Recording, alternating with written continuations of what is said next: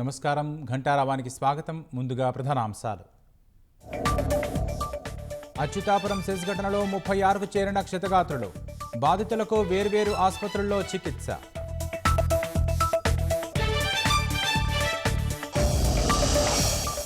ప్రమాద బాధితులకు speaker Ayyanna, CM Ramesh పరామర్శ.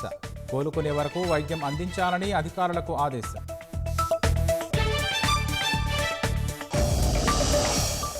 కంపెనీ యాజమాన్యం స్పందించట్లేదన్న కార్మిక సంఘాలు. ప్రభుత్వమే అండగా ఉండాలని డిమాండ్.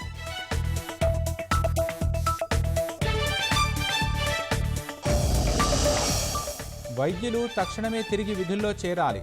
ఆందోళనలో ఉంటే పేదలకు నష్టమన్న సుప్రీంకోర్టు.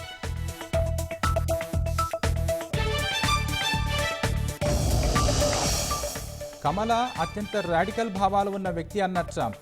ఆమె ఎన్నికల్లో గెలిస్తే 3వ ప్రపంచ యుద్ధం ఖాయమని ఆరోపణ.